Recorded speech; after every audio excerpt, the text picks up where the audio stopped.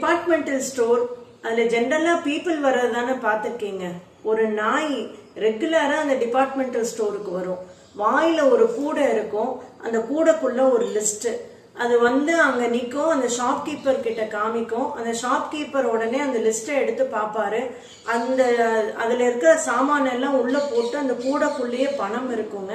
அந்த பணத்தை அவர் எடுத்துக்குவாரு. அந்த சாமானை தூக்கிட்டு இந்த நாய் கிடுகிடுன்னு போயிடும். இது மாதிரி நிறைய தடவை பார்த்த உடனே இவருக்கு ரொம்ப ஆர்வம் ஆயிடுது. எங்கிருந்து இந்த நாய் வருது, யார் அனுப்புறாங்க, இதை கண்டுபிடிக்கணும்னு ஒரு நாள் இந்த நாயை ஃபாலோ பண்ணணும்னு அவர் முடிவு பண்றாரு. அதே மாதிரி நாய் வருது, சாமான் வாங்கிக்குது. அந்த நாயை அந்த ஷாப்கீப்பர் ஃபாலோ பண்றாரு. ஒரு பஸ் ஸ்டாப்ல போய் நிக்குது. ஒரு பஸ் வருது, அந்த நாய் அந்த பஸ்ல ஏறுது. இந்த நாய்க்கு பெல்ட் போட்டிருப்பாங்க இல்லைங்களா, அந்த பெல்ட்ல டிக்கெட்டுக்கு உண்டான காசை சொருகி இருப்பாங்க. அதை அந்த கண்டக்டரை எடுத்துக்கிறாரு. அந்த டிக்கெட் எடுத்து திருப்பி அதில் சொருகி விட்டுறாரு. பர்டிகுலர் ஸ்டாப் வந்தோடனே அந்த நாய் இறங்கி அது பாட்டி அது நேராக நடந்து போகுது. ஒரு ரைட் போகுது, திருப்பி ஸ்ட்ரெயிட்டா போகுது, திருப்பி ஒரு லெஃப்ட் போனோடனே ஒரு வீடு. அந்த வீட்டில் போய் பெல் அடிச்சுட்டு நிற்குது. ஒரு 5 நிமிஷம் கழிச்சு ஒருத்தர் கதவை திறக்கிறாரு. அந்த கூடையை வாங்கிக்கிறாரு. வாங்கிட்டு அந்த நாயை பட்டுன்னு அடிக்கிறாரு. ஒரு ஊன்னு அழுதுட்டு ஐயோ அப்படின்னு சொல்லிட்டு அந்த நாய் ஓடி போயிடுது.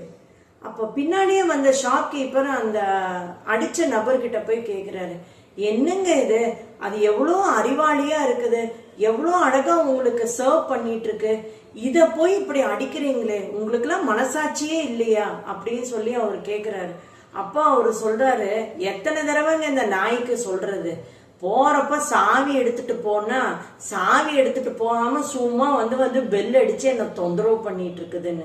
நம்ம சிந்திக்க வேண்டிய விஷயம் என்ன அப்படின்னா, இந்த உலகத்துல நிறைய பேர் இருப்பாங்க, நல்லா பண்ற காரியத்துக்கு அப்ரிஷியேட் பண்ணலைன்னா கூட பரவாயில்ல, ஆனா பனிஷ் பண்றவங்க தான் ஜாஸ்தி இல்லைங்களா. குறை சொல்றவங்க ஜாஸ்தி, கம்ப்ளைண்ட் பண்றவங்க ஜாஸ்தி, கிரிட்டிசைஸ் பண்றவங்க ஜாஸ்தி. இந்த மாதிரி இருந்தா உறவுகள்ல எப்படி இருக்கிறது சொல்லுங்க பார்க்கலாம். வணக்கம்.